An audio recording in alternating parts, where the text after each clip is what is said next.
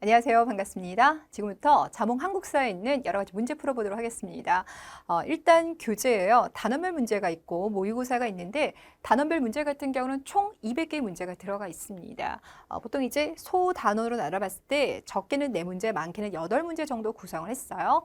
그래서 매 시간 20문제씩 풀어서 일단 단원별 문제 모두 10강 풀이를 할 거고요. 모의고사 같은 경우는 2회차 들어갔죠? 각각 회차 해설 강의 진행을 하겠습니다. 자, 오늘은 여러분들 선사시대 문제부터 출발을 해가지고요. 고대 그리고 남북국 시대의 정치 문제까지 들어가 보도록 할게요. 일단 제가 교재를 만들면서 해설에 나름 뭐 엄청 디테일하게 든 건 아니지만 여러분들이 문제를 푸시는 데 있어서 너무 많은 것도 정보에 좀 이렇게 범람을 일으키잖아요. 그래서 딱 필요한 내용을 제가 다 집어넣었거든요. 그러니까 여러분께서 교재를 보시면 굳이 이 강의 안 보셔도 되는 거잖아요. 그럼 안 되는 거잖아요. 그래서 이번 강의 같은 경우는 답이 무엇인지를 찾는 것도 되게 중요하지만 교재에 나오지 않은 또 다른 선지가 나왔을 때는 어떻게 문제가 변형될 수 있는지까지 보여드리는 게 제 목적입니다.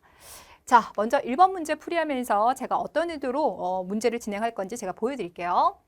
자, 1번 문제 같은 경우는 구석기 시대의 유적과 특징을 바르게 연결하지 못한 것은 이라고 나왔는데 요즘 들어서 유적지와 관련된 문제가 그렇게 많이 출제되지는 않아요. 그런데 아무래도 여러분들 선사시대 관련된 문제를 푸는 데 있어서 유적지 문제가 나오게 되면 가장 당황스러운 부분이 됩니다. 그래서 제가 1번 문제 구성을 해봤습니다.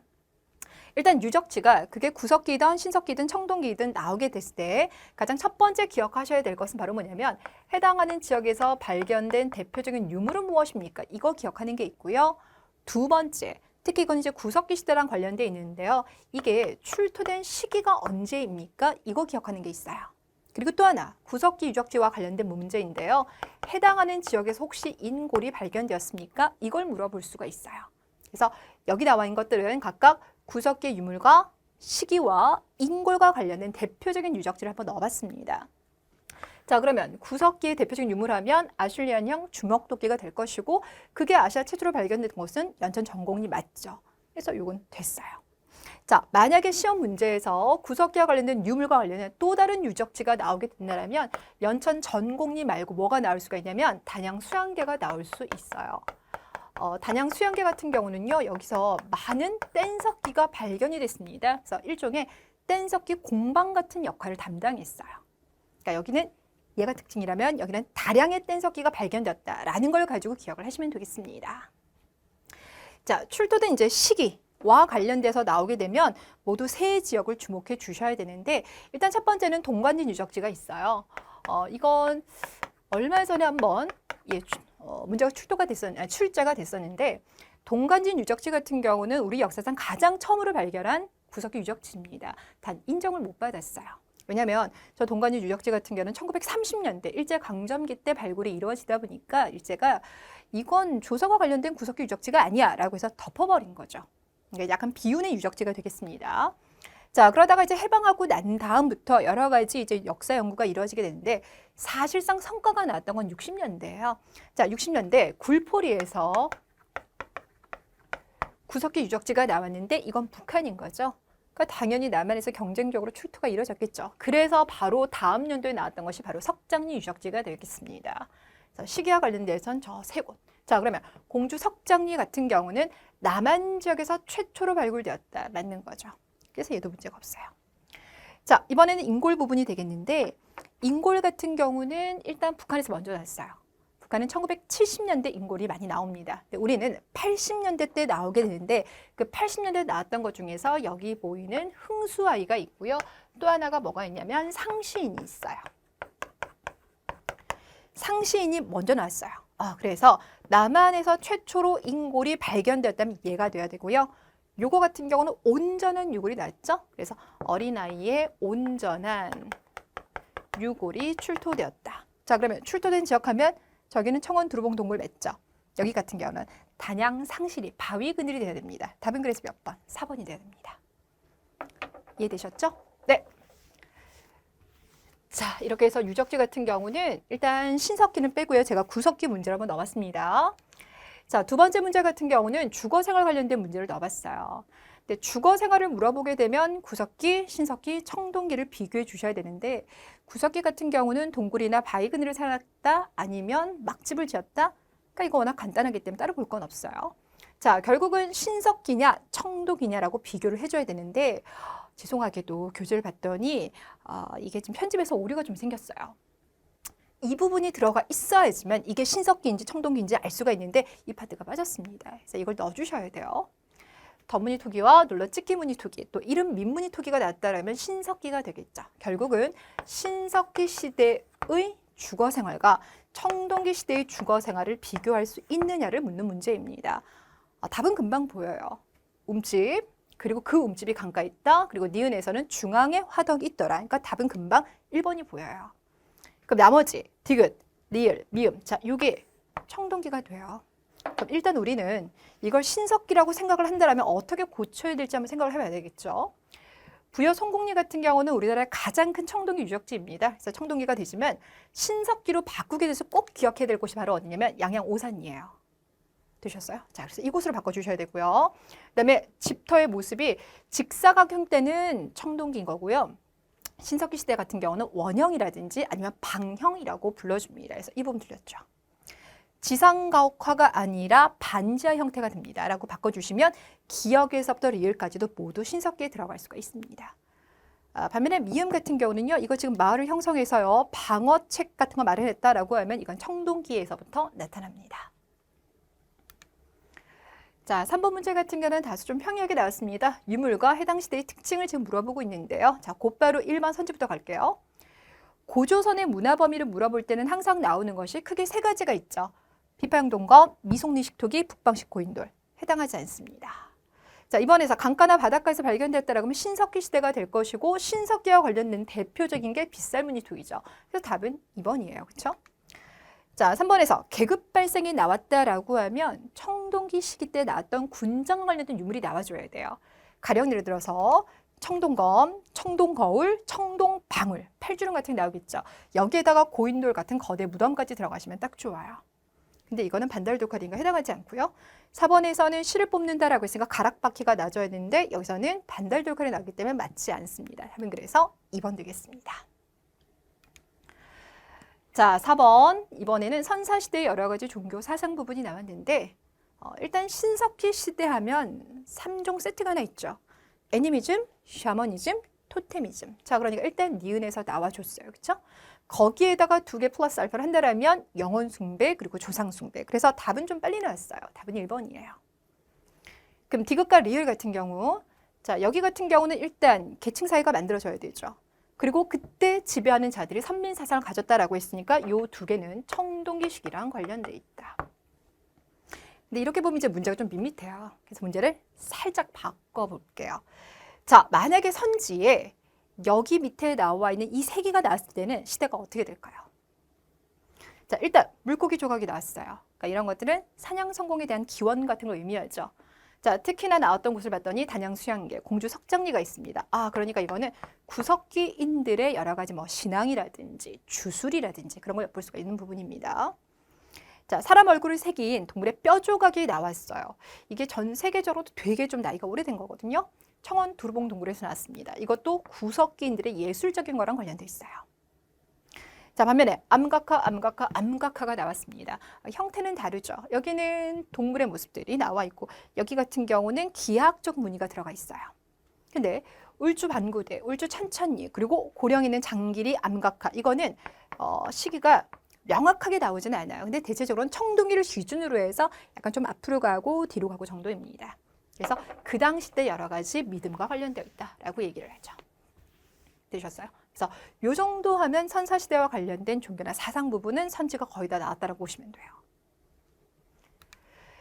자, 이번에는 이 시대에 대한 설명이라고 하면서 또 유적지가 나왔습니다. 자, 그런데 그 유적지 중에서 저기 여주 흔암리, 그리고 부여 송곡리, 청동기시기죠? 그리고 별을 재배한 흔적이 나왔다 청동기입니다. 자, 그럼 청동기 때부터 계층 사회가 만들어지면서 우리나라 최초의 고조선 등장하는 거니까 요거 맞는 거고, 청동기 같은 경우는 세형동검이 아니라 비파형동검이가 니은 틀린 거고, 청동기 시기 때도 간석이 쓰죠. 가장 대표적인 게 반달돌칼이죠. 그리고 리을에서 요거 되게 많이 헷갈리잖아요. 구분해 주셔야 돼요. 자, 덧띠토기 같은 경우는요, 토기의 가장 윗부분 아가리 있죠. 아가리에다 한 번 더 둘러치는 게 덧띠토기. 그리고 검은 간토기는 이제 검은색으로 이제 간 겁니다. 요거는 철기 시대예요. 그럼 청동기 시기 같은 경우는 덧띠 색인무늬 토기라 해서 그 아가리 부분에다가 이렇게 선을 그어주는 겁니다. 그리고 붉은색, 그리고 미송리식 토기라든지 송곡리에서 발견되는 토기가 나올 거예요. 구분하셔야 됩니다. 요즘엔 토기 문제가 많이 나오진 않지만 언제든지 선지로 출제 가능한 부분이기 때문에 시대 구분시켜 두시고요. 자, 그러면 답은 몇 번이 된다? 2번이 되겠습니다. 자, 그 다음 이 문제 너무 쉽죠. 예, 답은 뭐 여러분께서 그냥 보자마자 여기라는 거 다 아실 거예요. 왜냐? 철기 문화를 본격적으로 받아들이는 거 위만 조선 시기.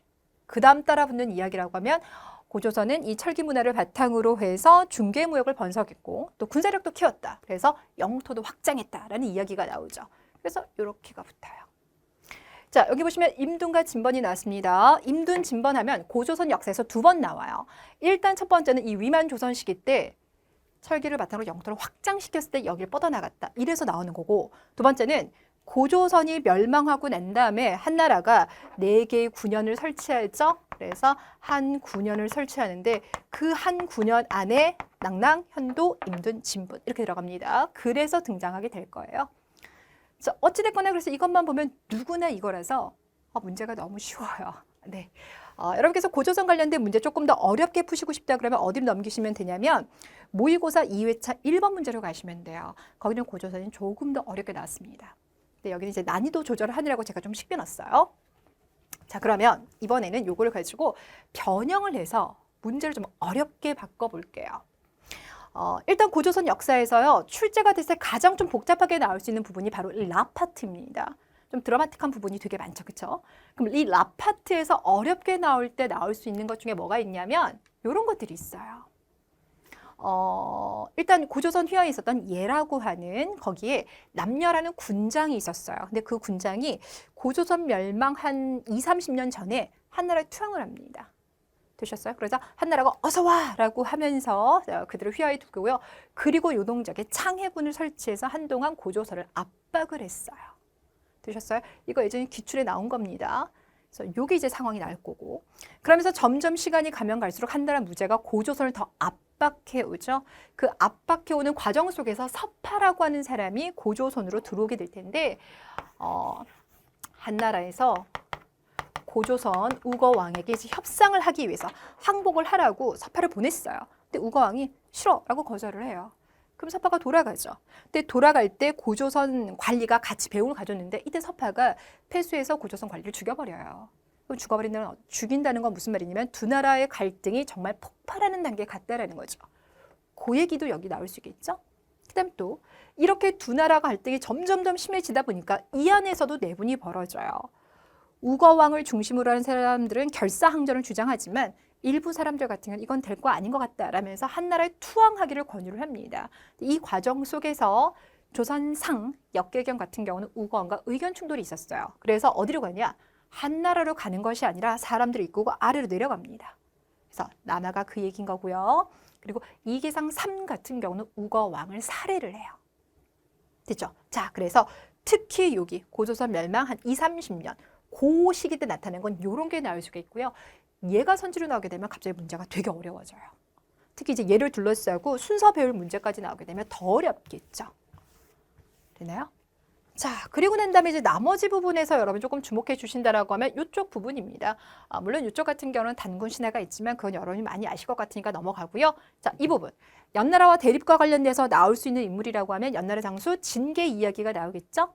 진계가 침입했다. 그리고 여기서 우리가 패합니다. 그래서 고조선은 서쪽 영토를 상실하게 된다라는 게 이쪽에 나오게 될 것이고 그러다가 다시 고조선이 체제 정비 들어갑니다. 그래서 부왕 즉위하고 부왕이 죽고 난 다음에 그의 아들 준왕이 즉위합니다. 그래서 요 다 시기 같은 경우는 왕위 상속이 이뤄질 만큼 나라가 다시 재정비하였다라는 이야기가 들어가게 될 겁니다. 필기해 두시면 좋겠죠? 네. 자, 이번에는 초기 국가들 문제에 들어가 볼 텐데요. 여기서 보시면 자, 농사가 잘 되지 않았어요. 그리고 그 책임을 왕에게 물어서 왕을 바꿔야 된다라고 얘기했습니다. 누가 봐도 부여죠. 그럼 부여 관련된 거 쭉 봤더니 마가우가 저가구가 답은 3번. 되나요? 자, 우리가 이번에 얘기해 볼 건 그럼 이제 답을 이거로 한다고 했을 때 부여 관련된 사료가 이거 말고 나올 수 있는 게 뭐가 있을지 한번 생각해 보자라고요. 어떻게 생각나세요?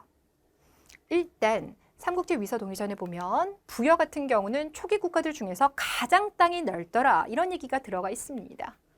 되셨어요? 그래서 농사짓기 너무 좋아요. 그래서 뭐가 잘 되냐? 오곡이 잘 연글어요. 대신에 워낙 부여는 위쪽에 있다 보니까 날이 춥습니다. 그래서 과일 농사는 안 된다라는 게 있어요. 그래서 이 부분이 있고요. 두 번째, 오곡이 잘 연근이 먹을 게 탄탄하겠죠. 그러니 굳이 노략질하지 않는다라는 게 들어가요. 근데 이거는 중국의 입장에서 상대적으로 누구와 비교를 하려고 하는 걸까요? 부여에서 내려와서 세웠던 이 고구려랑 비교하는 거죠. 얘네들은 노략질을 안 하는데 얘네들은 그렇게 자꾸 이쪽을 노략질한다 이 얘기를 하는 겁니다. 그래서 이제 비교 관점에서 얻은 거예요. 자, 세 번째, 부여도 그렇고 고구려도 그렇고 그 다음 다시 세웠던 이 백제까지 요 같은 혈통이잖아요. 여기 같은 경우는요 법령이 되게 엄격해요. 되게 까다롭습니다. 그래서 여기 같은 경우 일책 12법이 가장 대표적인 모습이잖아요. 그럼 일책 12법 말고도 부여에 대단히 좀 이렇게 엄격한 법률 아니면 뭐 가부장적 법률이라고 하면 요거 있어요. 투기라고 하는 거 이제 질투예요, 여러분들. 예, 사기 아니고요. 예, 질투한 겁니다. 내용에 보면은 간음한 여인들, 간통한 남녀가 있어요. 그러니까 간통죄랑 그다음에 투기죄가 있는데 당연히 간통죄가 더 셀 거라고 생각하지만 아니에요. 투기죄를 훨씬 더 무섭게 봅니다. 그래서 투기한 여인이 있다라고 하면 그 여인을 죽여요. 그래서 산에다가 시신을 갖다 버립니다. 만약에 여인의 가족에서 그 시신을 가져오고 싶다라고 하면 소나 말로 배상하고 가져와야 된대요. 되게 엄격하죠? 그래서 그런 내용 나오게 되면 이건 부여입니다. 자, 그리고 이거는 계리직에서 몇 번 나왔어요. 제 기억에는 2019년도 계리직 그리고 2021년도 계리직 문제에서 나왔는데 부여가 옥이 좀 많아요. 그래서 그 옥과 관련된 뭔가가 나왔다 그러면 아, 그건 부여 이렇게 생각하셔야 돼요. 그래서 계리직에서 나온 그 선제는 이런 게 있었어요. 부여에서 왕이 죽었을 때 장례식을 치를 때 옥값을 이용한다 이런 게 있었거든요. 옥 하면 부여 관련된 이야기입니다. 자, 부여 관련된 왕 중에서 금왕이 있는데 이 금왕 탄생 이야기를 보면요.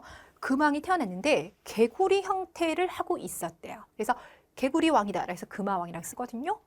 이런 것들이 얘를 대체할 수 있다는 거죠.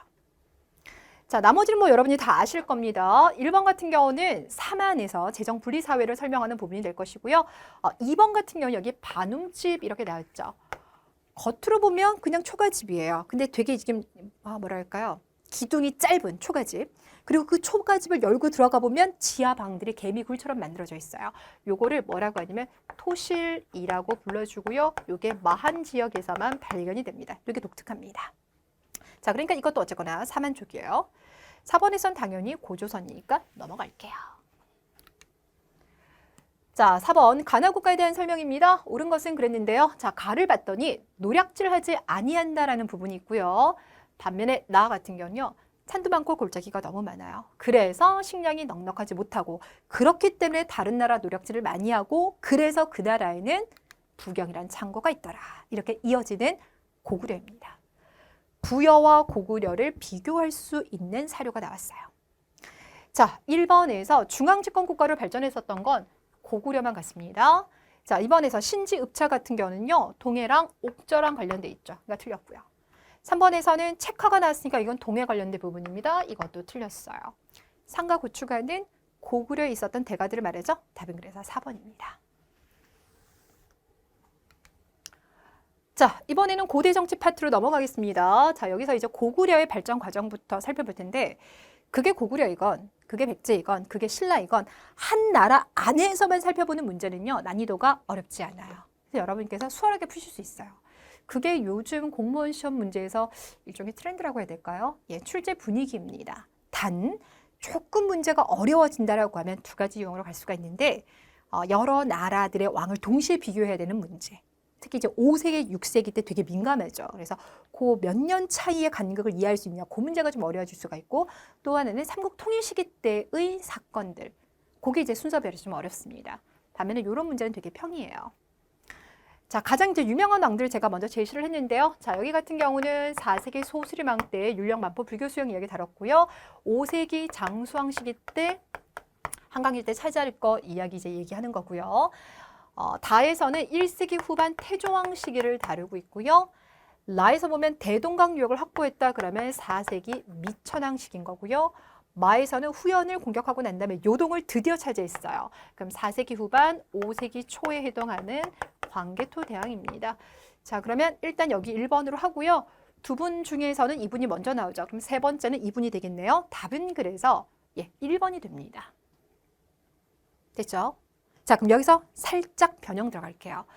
자, 이 문제에서 이제 조금 어렵게 들어간다라고 하면 몇 세기를 넣어줘야 되냐면 3세기를 넣어줘야 돼요. 지금 여기 빠져 있는 것 중에서 2세기, 3세기가 빠져 있잖아요.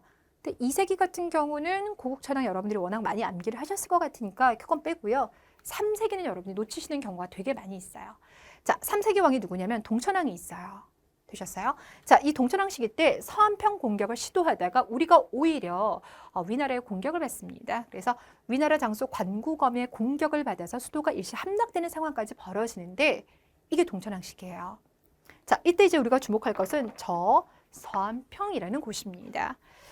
서안평은 고구려가 계속 시도하는 땅이 바로 요동 땅이죠. 농사짓기 너무 좋고 중국으로 건너갈 수 있는 아주 요지이기 때문에 여기 되게 탐내는데 거기로 가기 위한 길목에 있는 곳이 여기가 바로 서안평이에요. 그래서 고구려가 이 서안평을 점령하고 난 다음에 요동으로 넘어가려고 그래요. 그래서 이 서안평 시도부터 나오게 되는데 그때 나오는 게 일단 태조왕. 태조왕 시기 때 서안평 시도하지만 실패로 끝나고요. 동천왕. 시도하지만 이분도 서안평 못 갔어요.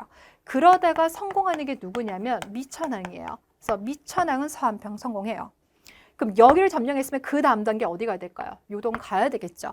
그걸 시도했었던 게 누구냐면 고국천왕입니다. 성공 실패? 실패. 그럼 다시 나중에 성공하는 거 누구다? 광개토대왕. 성공. 이렇게 돼요.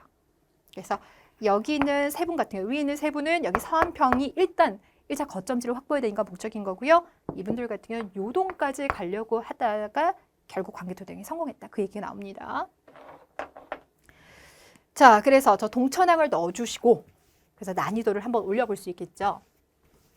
그리고 지금 또 빠져있는 게 6세기와 7세기인데 어쨌든 이제 7세기를 가게 되면 영양왕, 영유왕, 보장왕 시기 때 있었던 고구려 정치 후반부가 나올 거예요. 자, 그럼 이제 우리는 6세기, 그 당시를 봐야 되는데 6세기 같은 경우는 고구려가 한강 유역을 상실하게 되잖아요. 그럼 이제 한강 유역을 되찾기 위한 움직임이 나오겠죠. 그 속에서 여러분이 기억할 만한 사람이다라고 하면 온달이 있을 겁니다. 근데 이제 이 온달이 전사하는 시기가 뭐냐면 영양왕 시기예요. 그래서 영양왕 시기 때 온달 정사하고 그리고 나중에 고구려가 수나라의 침략을 이겨냅니다. 그 이야기까지 이어질 겁니다. 그래서 요것만 더 챙겨주시면 될 것 같아요. 자, 이번에는 백제 문제 가볼게요. 백제는 이제 수도 문제를 넣었는데요. 제가 문제 보고도 깜짝 놀랐어요. 여기다가 왜 제가 여기 뭐죠? 갑자기 생각나요. 웅진성, 사비성을 왜 넣어놨는지 안 넣어도 하실 수 있는데, 그렇죠? 자, 그럼 웅진성 했으니까 생각나는 왕이 계로왕의 아들이었던 문주왕 때 일단 급히 피난을 갔고요. 무령왕 시기까지 여기 있죠. 그리고 사비로 옮겨갔던 건 성왕 시기에서부터 의자왕 시기까지 가면 됩니다.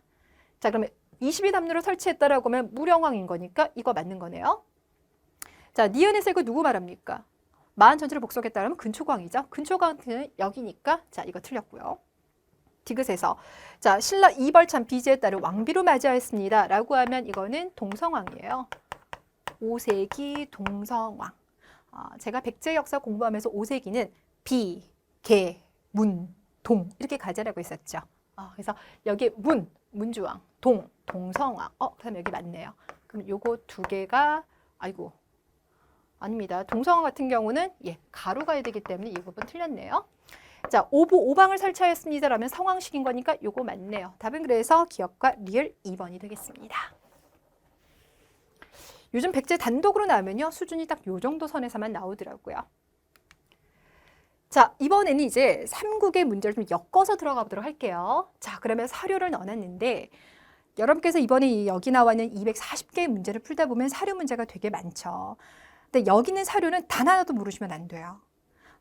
공무원 시험 문제에서 사료가 정말 출제가 많이 되잖아요. 그렇죠? 근데 출제가 되는데 지금 이제 나오는 문제들을 보면 기존에 나왔던 사료가 거의 95% 활용이 돼요. 그러다가 가끔 이 신선한 사료는 뭐지 싶은 만한 문제가 출제가 됩니다. 그래서 충분히 기존 문제의 사료를 여러분께서 알고 계셔야 돼요. 그래서 딱 보자마자 어느 시대와 어떤 상황을 얘기하는지 알고 계셔야 됩니다. 그래서 중요한 사료는 240개 문제에 정말 제가 최대한 많이 밀어 넣어놨어요. 얘도 마찬가지죠. 자, 먼저 가 같은 경우는요. 계로왕이 중국에다 보낸 국서입니다. 그러면 계로왕의 경쟁자였던 장수왕을 떠올릴 수 있을 겁니다. 그럼 상황 자체가 오색이에요. 그럼 그 이전에 벌어진 건 다 답이 안 되는데 1번 같은 경우는 광개토대왕과 내물왕의 관계이기 때문에 해당하지 아니하고요. 이건 백제초기 건국 모습이니까 해당하지 아니합니다. 그럼 둘 중에 하나예요.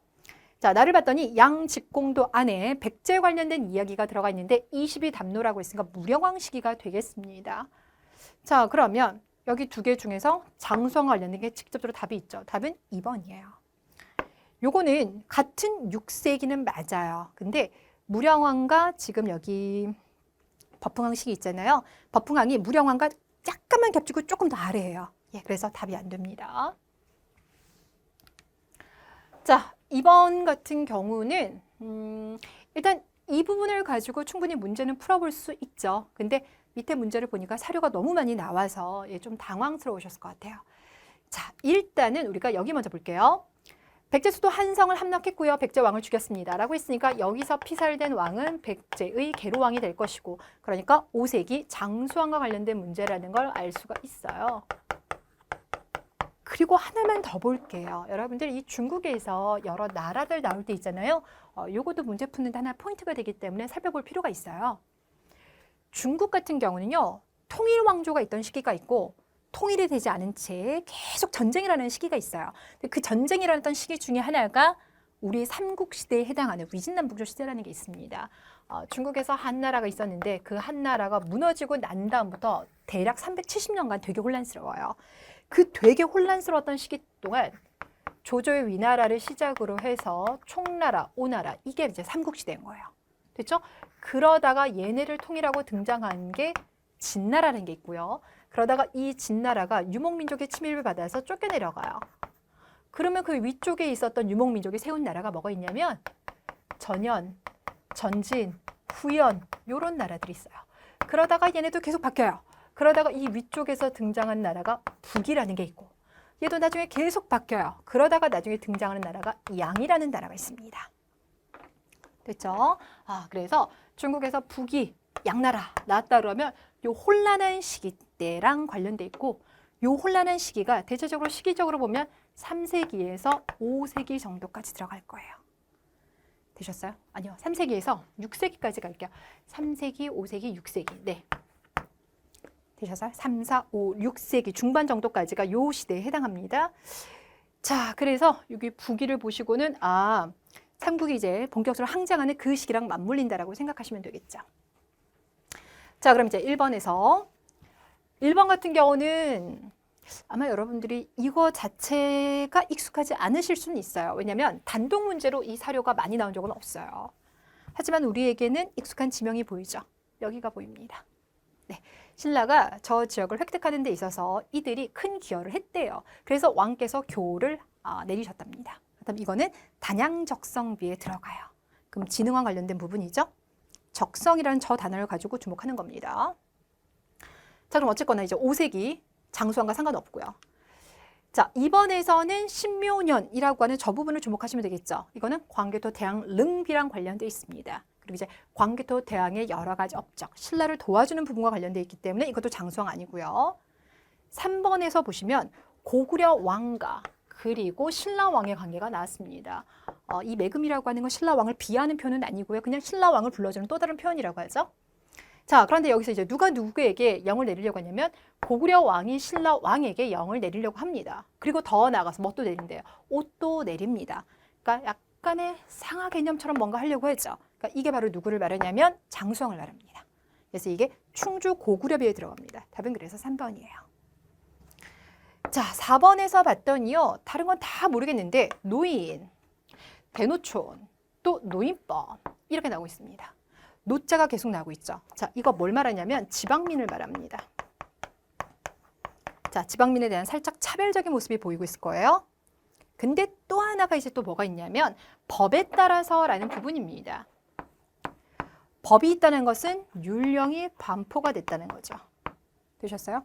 삼국시대 때 여러 가지 비석이 많아요. 근데 그 많은 비석 중에서 율령 반포와 직접적인 관련이 있다라고 하면 울진 봉평비가 되겠습니다. 되셨어요? 법흥왕시기 때 울진봉평비. 됐나요? 요거 같은 경우는 앞으로도 많이 나올 것 같아요. 지금까지는 옛날 고전 문제에서는 얘가 많이 나오고 요즘 잘 안 나오죠? 그리고 최근에 많이 나오는 건 얘가 많이 나오는데 앞으로는 얘도 많이 나올 수 있습니다.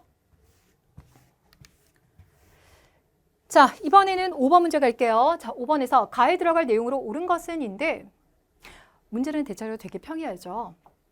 일단 보시면 여기 자, 수나라 양제가 113만 명을 이끌고 고구려를 침략하였는데 라고 합니다.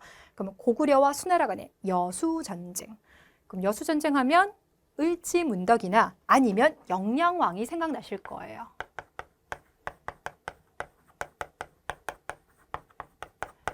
문덕이 생각나서 그들의 활약상을 이제 생각해 주시면 되겠죠? 반면에 이제 구분해야 될 게 나중에 당나라가 침입했을 때는 보장왕 그리고 연개소문이 있었다라고 하는 거 구분만 지어주시면 됩니다. 자, 그러면 여기서 2번에서 천리장성하면 연개소문이 축조했던 책임자였었죠. 그러니까 이거는 당나라랑 관련된 부분이기 때문에 이쪽으로 들어가야 되는 거 빼주시고요. 장문유가 나왔다라고 하면 이건 발의 역사입니다. 이것도 빼주시고요.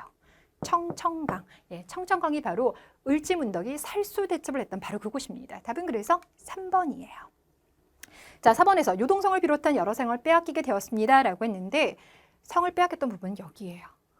되셨어요? 반면에 여기는 요동성은 빼앗겼지만 안시성은 지켜냅니다. 반면에 여기는 요동성도 함락을 못했어요. 그래서 이게 은근히 헷갈릴 수 있었습니다. 그러니까 결국은 여기서는 지명 문제였어요. 알고 보면 되게 쉬웠던 문제이지만 정확하게 지명을 알고 있었느냐 문제입니다. 자, 그럼 제가 여기다가 추가로 나올 수 있는 선지 2개를 보여드릴 테니까 보시고요. 이게 답이 되는 선지인지 아니면 오답의 선지인지를 보세요. 자, 원강이 수나라에다 걸사표를 올렸습니다. 자, 이건 이 가에 들어갈 수 있는 답이 될까요? 안 될까요? 얘는 안 됩니다. 이 걸사표 같은 경우는 어디로 들어가야 되냐면 이쪽으로 들어가야 돼요. 여기에 걸사표가 들어가야 돼요. 그러니까 요서 지방을 선제 공격하고 그 당시 이제 배경이 되는 거죠. 고구려는 선제 공격을 했고 수나라와 신라는 연결되어 있었고 그때 배경에 들어갈 부분이 이거기 때문에 가에는 안 돼요. 을지문덕이 오원시를 수나라 장수 우중문에게 섰습니다. 라고 하면 그거는 되겠죠. 되셨어요? 네. 아무래도 전쟁이기 때문에 배경, 경과, 그리고 결과, 다음 사건 이게 연속적으로 구분되는 것들 연결도 시켜줘야 되지만 단계를 끊어주시는 것도 필요합니다. 그래서 문제를 조금 바꿔봤어요. 자, 6번 문제입니다. 여기 같은 경우는 이제 암기가 됐는지 확인하기 위해서 제가 뜬 문제가 되겠는데요. 일단 백제 부흥운동 중에서 주류성에서 부흥운동했다라고 하면 복신과 도침. 자, 그러면 1, 2, 3, 4 중에서 앞번호는 다 가능한 거예요. 두 번째, 임존성에서 부흥운동 일으켰다라고 하면 흑치상지. 자, 이것도 다 가능합니다. 디귿에서 오골성에서라고 했어요. 오골성에서 부흥운동 일으켰던 건 고연문만 들어가요. 안승과 건모장 같은 경우는 한성 지역에서 일으켰습니다. 틀렸고요. 그 다음 신라의 투항에서 결국 보독국을 세웠고 거기서 왕이 되었다라고 하면 이거는 안승만 들어가야 됩니다. 건모장은 그 전에 이미 피살됐어요. 답은 그래서 1번이에요. 자, 그러면 나중에 시험을 대비해서 이와 관련돼서 나머지 이야기들 여러분이 아셔야 될 걸 이제 추가로 가볼게요. 여기 같은 경우는 주류성에서 부흥운동을 전개했지만 중간에 많은 일들이 있었어요. 일단 복신과 도침이 손잡고 있다가 그들간에 내분이 발생합니다. 그래서 복신이 도침을 죽였어요. 자, 그리고 나타난 그 다음에는 왕자풍이 이번에는 복신을 죽입니다. 내분 벌어졌죠? 그리고 난 다음에 백강전투 했는데 백강전투마저 패배하면서 백제 부흥운동 종료가 돼요. 자, 이번에는 흑치상제가 임존성에서 군대를 일으켰습니다. 그런데 그는 끝까지 가지 않았죠. 결국 당나라에 투항했어요. 이렇게 이어갑니다. 그리고는 오히려 그가 백제 부흥군들을 토벌하는 데 앞장서게 돼요. 그러다 보니까 이제 임존성에 있던 사람 중에서 누군가는 뭐 흑치상제 합류를 했겠지만 누군가는 또 흑치상제와 격돌을 하게 되는데 그때 격돌했던 사람이 누구냐면 지수신이라는 사람이에요. 근데 그 사람은 고구려로 투항합니다. 이게 몇 년 전에 아마 국가직 선지로 나왔을 거예요. 그래서 그때 되게 문제가 당황스러웠던 적이 있었는데 이런 흐름을 정확하게 알고 있느냐가 좀 필요한 부분이었죠. 자, 그리고 안승의 행보에 대해서 잠깐만 좀 가보도록 할게요. 안승 같은 경우는 행보를 3단계로 구분하셔야 돼요. 자, 일단 첫 번째는요. 고구려 유민을 이끌었다. 되셨어요? 그러니까 고구려 부흥운동을 이끌었다. 고구려 왕이 되었다. 똑같은 말이겠죠. 자, 1단계는 여기에요.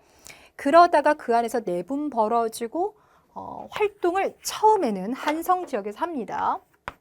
근데 여기서 활동하기가 어려워요. 이런 상황 속에서 신라가 고구려 부흥운동을 도와주겠다라고 하니까 안승이 내려옵니다. 그래서 익산적으로 내려오죠. 그래서 여기서 내려와요. 그래서 2단계 같은 경우는 금마저가 익산입니다. 익산에다가 보덕국을 세우고 보덕국 왕이 되는 겁니다. 되셨어요? 자, 여기서는 고구려 왕이었고 여기는 보덕국 왕 이렇게 됩니다. 여기까지가 2단계인 거죠. 그럼 3단계는 결국 그래서 어떻게 했냐? 꽤 한동안 여기에서 나름 고구려 유민들을 데리고 일종의 자치권 같은 걸 누렸어요. 신라 같은 경우도 삼국 통일의 초창기 때 무조건 고구려 사람들 누를 수만은 없었기 때문에 약간 유화 정책을 해요. 그래서 그러한 과도기적 상황 속에서 안승이 권한을 가지게 됩니다. 근데 그러다가 결국은 뭐가 됐냐면 신라의 귀족이 돼요. 그래서 세 번째는 신라 귀족이 되었다. 그래서 문무왕의 누나랑 결혼을 해요. 되셨나요? 그래서 안승 같은 경우는 보통 우리가 기억을 하실 때는 고구려 부흥운동을 이끌었던 사람 이렇게 생각하는데 그것도 단계는 3단계로 끊어 들어간다. 되셨죠? 자, 이번에는 삼국 통일 시기 때 있었던 중요한 사건들 넣어주세요라는 건데 요게 이제 이런 문제 유형이 나오게 되면 좀 어려울 수 있는 문제로 바뀌게 됩니다. 자, 그럼 일단 여기는 삼국시대 고구려 백제 신라 왕들 다 알아야 풀 수 있는 문제이긴 하지만 일단 기준은 누구로부터 잡아가냐면 신라를 잡아갈게요. 신라가 이걸 다 주도하는 거니까. 그래서 일단 관산성 전투는 진흥왕이 성왕을 배신하는 데서부터 출발을 할 것이고 나당 동맹을 성사시켰던 건 선덕여왕일까요? 진덕여왕일까요? 예, 진덕입니다. 그때 김춘추가 당나라에 가서 나당 동맹을 성사시켜요. 그리고 난 다음에 김춘추가 나중에 왕이 됐죠. 무열왕이 되었고 근데 김춘추 같은 경우는 백제만 무너뜨리고 난 다음에 죽어요. 그럼 나머지 고구려 무너뜨리고 백제 부흥운동 진압하고 그리고 당나라랑 싸우고 그 모든 작업은 다 누가 하냐? 문무왕입니다. 통일의 과정에서 백제를 무너뜨리는 데까지만 무열왕이 업적이 됩니다. 자, 1번에서 미륵사를 창건하였다라고 하면 의자왕의 아버지였던 무왕이에요. 그럼 의자왕이 어느 시기냐면 요 시기 때가 의자왕이에요. 그럼 의자왕의 아버지 무왕하면 요 두 개 중에 하나일 텐데 일단 여기서 성왕이 죽었잖아요. 그럼 성왕 이후에 무왕이 등장할 거니까 여기는 나로 들어가는 게 맞겠네요. 이번에서 대가야가 신라에 병합되었습니다. 했는데 진흥왕 같은 경우는 영토를 확장하는 순서를 보시면 자, 일단은 여기를 한강을 기준으로 봤을 때 자, 한강 상류까지 간다. 단양 적성비 세울 거죠? 그리고 난 다음에 한강 하류를 장악할 겁니다. 그리고 난 다음에 관산성 전투에서 백제 차지할 거야. 백제를 이기고 한강을 이제 독점을 하게 될 거예요. 그러니까 한강 차지한 이야기 나왔죠? 그리고 난 다음에 대가를 복속시키면서 가야 일대 복속. 그리고 어디까지 간다? 함경도까지 올라간다. 이렇게 되죠. 그래서 1단계는 한강, 2단계는 대가야. 그리고 세 번째가 함경도 지역입니다. 자, 그럼 여기서 관산성 전투 이후가 돼줘야 되겠고요. 진흥왕이기 때문에 이건 나만 될 수 있겠죠. 답은 그래서 2번이고요. 3번에서요. 여기 지금 비담에 반란 나왔죠. 이거 선덕여왕식입니다. 그럼 선덕여왕이면 나시기가 되겠네요. 4번에서요. 안승을 보덕국 왕으로 임명하였습니다. 라고 했으니까 어찌됐거나 여기 674년이지만 그걸 모른다 하더라도 고구려 멸망 이후의 상황이기 때문에 고구려 멸망 이후 이쪽으로 들어가줘야 되겠죠. 그래서 답은 2번인 거고요. 알고 보니까 문제가 좀 쉬웠네요. 자, 이번에는 8번 문제에서 가에 들어갈 일로 옳지 아니하는 것은 자, 아까랑 똑같은 문제예요. 왕을 다시 기준 잡아볼게요. 자, 나당 동맹 성사시켰다. 어느 왕시기? 진덕여왕 시기. 사비성을 함락시켰다. 백제 멸망한 거죠. 그렇다면 여기는 무열왕 시기. 아이고, 무열왕 시기. 그 다음에 기벌포 전투, 삼국 통일 이뤄낸 거니까 여기는 문무왕 시기. 자, 그러면 여기 가시기 하면 무열왕은 백제를 무너뜨리고 난 다음에 얼마 안 돼 곧장 죽었다고 했기 때문에 사실상 여기는 다 문무왕 시기랑 관련된 문제가 나오는 겁니다. 그러면 딱 봤을 때 문무왕 시기랑 상관없는 것 4번에 보이죠. 여기 지금 신라가 가야랑 결혼 동맹을 체결했습니다. 라고 하면 가야의 인해왕이랑 그 다음에 6세기 버풍왕 시기 때의 이야기예요. 되셨어요? 자, 그래서 답은 4번입니다. 자, 그럼 이제 나머지 자, 문무왕식일 때 이제 살펴보게 될 텐데 먼저 1번 갈게요. 사비성을 신라가 다시 탈환했대요. 그럼 이거 뭐예요? 사비성 함락하고 난 다음에 백제에서는 백제 부흥운동이 일어나게 되는데, 그쵸? 근데 그 부흥운동 일어나는 것과 또 하나, 당나라가 백제에다 웅진 도독부 설치했거든요. 근데 그거 없애면서 신라가 백제 지역을 장악했다라는 겁니다. 그리고 그 지역을 소부리주로 명칭하였다. 자, 소부리주라고 하는 이 용어 기억해 두세요. 그리고 제가 방금 전에 말씀드린 것처럼 백제가 무너지고 난 다음에 곧장 백제 부흥운동이 일어날 텐데, 백제 부흥운동 같은 경우는 백강전투에서 종료가 됐다라고 말씀드렸죠. 그래서 백강전투 이야기가 들어가도 답이 될 수가 있고, 그 다음에 백제 지역을 신라가 재탈환했다라고 하는 것도 답이 될 수 있는데, 이렇게도 나올 수 있지만 이렇게 나올 수도 있어요. 자, 이번에서 당나라가 고구려를 함락시키고 난 다음에 안동 도호부를 설치했다. 여기는 고구려 멸망 과정 이야기가 들어갈 거니까 당연히 그 이야기 나와주겠죠. 그러고 난 다음에 고구려 부흥운동 이야기도 나와주겠죠. 네. 자, 그런데 여러분들 아시는지 모르겠는데 안동 도호부 같은 경우는요, 평양에 있었지만 몇 년 있다가 곧 요동으로 옮겨지게 될 겁니다. 섬세한 문제 같은 경우는요, 나중에 평양에 계속 있었는지 요동으로 옮겨갔는지 물어볼 거거든요. 이것도 알고 계시면 좋아요. 자, 매소성 기벌포 전투 당연히 알고 계시죠? 네, 이거 말고도 또 알고 계셔야 된다라고 하면 매소성 전투 바로 앞에 있었던 전투 중에 여러분들 적성 전투도 알고 계셔야 돼요. 그래서 적성 전투, 매소성, 기벌포 이렇게 순차적으로 기억하시고요. 요거 같은 경우는 고구려 부흥운동의 과정 속이기 때문에 여기에 연속 지어서 기억하시면 됩니다. 자, 그 다음에 이제 남북국 쪽으로 가볼게요. 남북국에서 문제 4개 풀 거니까, 자, 그중에 첫 번째 문제입니다. 가왕에 대한 설명입니다. 옳은 것은 이라고 얘기했는데, 일단 이 왕이 누군지를 알 수 있는 흔적 중에 여러분들 여기가 있어요. 당나라에 가서 이렇게 얘기했습니다. 그럼 당나라가 등장한 건 7세기예요. 그리고 이제 통일신라 시대까지 있거든요. 자, 그러니까 7세기 하면 신라가 삼국통일하는 거니까 통일 이전, 바로 직전의 신라 모습이든 아니면 통일되고 난 다음에 신라 모습이든 그때 한정시킬 거고요. 두 나라 평정에서 전쟁을 없애고 싶었어요. 그러니까 삼국 통일기를 말하는 거죠. 그럼 직접 가서 군사를 청했다라고 했으니까 여기는 무열한 김춘추 이야기를 말합니다. 자, 그러면 아까 계속 나왔던 거 2번 같은 경우는 문무왕식이죠. 이거는 당나라 몰아내고 백제 지역 재탈환한 거라서 안 되고요. 자, 3번에서 사비성이 함락되었다. 무열한 같은 경우는 백제 무너뜨린 데 집중했다 그랬죠? 답은 그래서 3번이에요. 그럼 4번에서는 나당동맥 계속 나왔지만 진덕여왕입니다. 자, 그런데 진덕여왕에서 여러분들 이거 이렇게 연결시켜 볼까요? 진덕여왕 시기가 나면 딱 3가지가 나와요. 자, 일단 첫 번째는 김춘추를 보내서 나당동맹을 성사시켰다. 그때부터 이제 독자적인 연호 안 써요. 우리가 신라가 6세기 때부터 독자적인 연호 써왔잖아요. 그거 중단할 겁니다. 그래서 이거 들어갈 거고, 또 하나 정치조직 개편하면서 품주를 개편을 할 겁니다. 그래서 집사부 설치하는 것까지. 진덕여왕 하면 요 3가지가 항상 나와줘요. 그래서 요거만 챙기시면 됩니다. 자, 이번에 갈게요. 가왕이 실시한 정책으로 옳은 것을 골라주세요. 그랬는데 문제 너무 쉽죠. 저기 있는 김음돌 나왔으니까 신문왕. 근데 기억에서 독서 산품과 같은 경우는 원성왕이니까 일단 답 안 되고요. 관료전 지급하고 노고 폐지하는 거 신문왕 맞죠? 물론 순서는 요 2개 순서가 바뀌어야지만 정확한 거지만 나머지가 답이 없기 때문에 니은 맞습니다. 태학이 아니라 국학이라고 바꾸셔야 되죠. 자, 14. 그러니까 모두 14개의 중앙행정체제가 만들어진 것도 신문왕입니다. 그래서 니은과 리을이 답이 됩니다. 네, 간단한 문제니까 넘어갈게요. 자, 이번에는 통일신라의 여러 가지 제도에 대해서 물어보고 있는데 옳지 아니하는 것은 그렇습니다. 곧장 이 선지를 보시면 돼요. 논어와 효경을 대학에서 강의했다라고 하면 국학이에요. 자, 이거 1번 맞고요. 안찰사를 파견했다고 했는데 안찰사 같은 경우는 고려시대 때 각 도에 파견했었던 지방관입니다. 신라는 아니에요. 자, 그래서 답은 2번이 되겠고, 그럼 신라 같은 경우는 뭐라고 바꿔야 되냐면 총관, 도도 이렇게 바꿔줘야 됩니다.